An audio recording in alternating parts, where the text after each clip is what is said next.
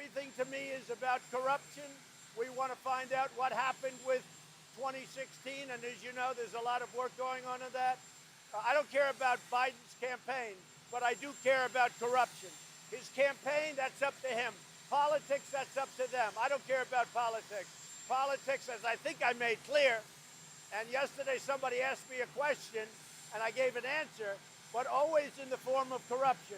What I want to do, and I think I have an obligation to do it, probably a duty to do it, corruption. We are looking for corruption. But I think there was beyond corruption, having to do with the 2016 campaign and what these lowlifes did to so many people, to hurt so many people in the Trump campaign. So we are looking at corruption. We're not looking at politics. We're looking at corruption. Would you be more willing to do a trade deal with the Chinese if they investigate Biden? No, it has nothing to do with it. No, I want to do a trade deal with China, but only if it's good for our country. Is the Justice Department investigating Joe Biden? Well, that you'd have to ask Attorney General Barr. But I can tell you, just as an observer, what I saw Biden do with his son, he is pillaging these countries and he's hurting us.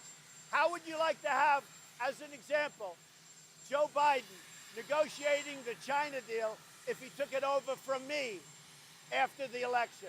He would give them, he would give them everything. He would give them everything. How would you like to have that?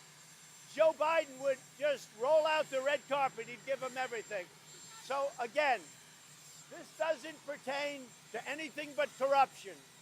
And that has to do with me. I don't care about politics. I don't care about anything. But I do care about corruption.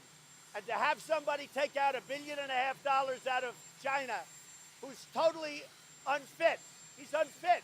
To have him get $1.5 billion, to have him, and now I'm hearing the number of $50,000 a month. Now I'm hearing the number of $50,000 a month is very low. It's a much higher number that Biden's son was getting per month. In fact, it's much higher. And for him as a totally unqualified person to be getting hundreds of thousands a month is very, very sad. So again, is the Justice Department investigating that? I just don't know. Have you had foreign leaders for any corruption investigations that don't involve your political opponent? That is, are there other cases where we would have to look, but I tell you, what I ask for, and what I always will ask for, is anything having to do with corruption with respect to our country. If a foreign country can help us with respect to corruption and corruption probes, and that, I don't care if it's Biden or anybody else. Overnight, new text messages revealed showing senior State Department officials using a potential summit between President Trump and the Ukrainian leader as leverage to get Ukraine to investigate Trump's political rivals. The former envoy to Ukraine, Kurt Volker, writing to an aide to Ukrainian President Zelensky, "Good lunch, thanks." Heard from White House, assuming President Xi convinces Trump he will investigate, quote, "get to the bottom of what happened in 2016, we will nail down date for visit to Washington." A reference to Trump's request that Ukraine investigate a debunked theory that Ukraine, not Russia, meddled in the 2016 election. That message sent just hours before the phone call between Trump and the Ukrainian leader that sparked this impeachment inquiry. But 2 weeks later, with no action taken, the U.S. ambassador to the EU, Gordon Sondland, implies Ukraine must announce an investigation before they agree on a date to meet, writing, "I think the president really wants the deliverable." The text messages appear to show the U.S. officials even drafted a statement for the Ukrainians to announce their investigation into political processes of the United States, with a specific link to Joe Biden's son. That statement is never read, though. Then in early September, messages seemed to show the State Department officials debating whether Trump was withholding nearly $400 million in military aid to pressure Ukraine for Trump's own political benefit. The top American diplomat in Ukraine, Bill Taylor, writing, I think it's crazy to withhold security assistance for help with a political campaign. Sondland responds, I believe you are incorrect about President Trump's intentions. The president has been crystal clear, no quid pro quos of any kind. But Sondland, who contributed over $1 million to Trump's inaugural committee before being nominated to the job, adds, I suggest we stop the back and forth by text. Democrats say this is evidence Trump abused his power. Well, it's deeply concerning. But Republicans say the messages are being taken out of context. Ambassador Volker has been very impressive and, as I said, has said nothing that coincides with what the Democrats are saying with their whole impeachment narrative. It's okay for President Trump to ask China to launch an investigation of Joe Biden and Hunter Biden? I don't know, but that's a real request, or him just needling the press, knowing that you guys were going to get outraged by it. He's pretty good at getting everybody fired up, and he's been doing that for a while, and the media responded right on task.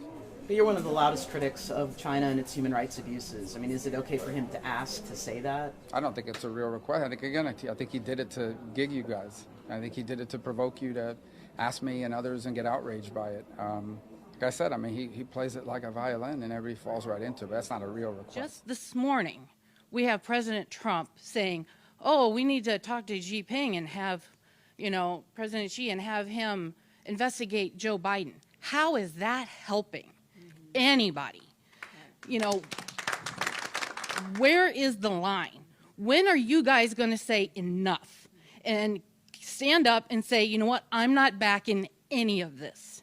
Because we constantly have everybody, oh, well, it's not this, it's not that, or everything else, but yet you still stand there silent, and your silence is supporting him and not standing up. I can say yay, nay, whatever. President is going to say what the president is going to do. It's up to us as members of Congress to continue working with our allies, making sure that we remain strong in the face of adversity. I mean, that's what we have to do, is continue to encourage those other countries. So that's what we will continue to do.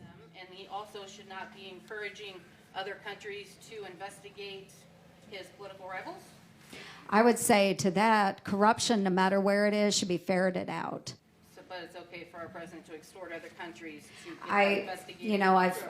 Okay, we're going to move on to another question, but what I would say is we can't determine that yet. We have information that will be presented to the Senate Intelligence Committee, and they will call in the witnesses as necessary, and it'll be done in a bipartisan manner, in a fair process, and they will evaluate that. So, not jumping to any conclusions. We don't have the full story yet.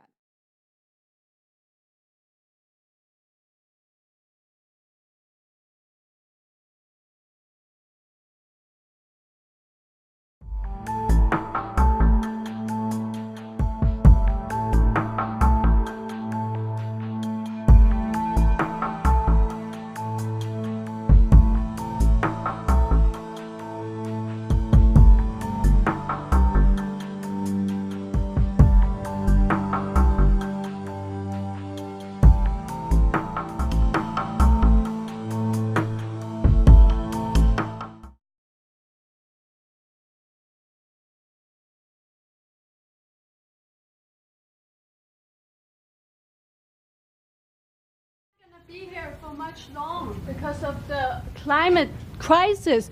We only have a few months left. I love that you support the Green Deal, but it's not getting rid of fossil fuel. It's not going to solve the problem fast enough. A Swedish professor saying, we can eat dead people, but that's not fast enough. So I think your next campaign slogan has to be this: we got to start eating babies.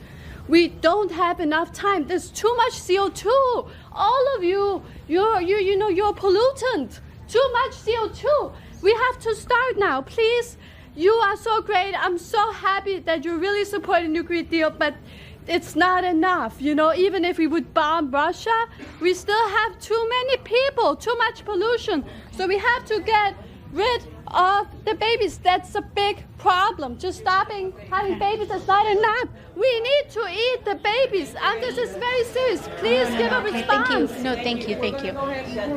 We'll go ahead. Okay. No, we'll go ahead. It's so no. Yeah, no. Thank you. So I think yeah, no. So one of the things that's very important to us is that we need to treat the climate crisis with the urgency that it does present. Luckily, we have more than a few months. We do need to hit net zero in several years. But I think we all need to understand that there are a lot of solutions that we have and that we can pursue, and that if we act in a positive way, there's space for hope. We are never beyond hope. Okay.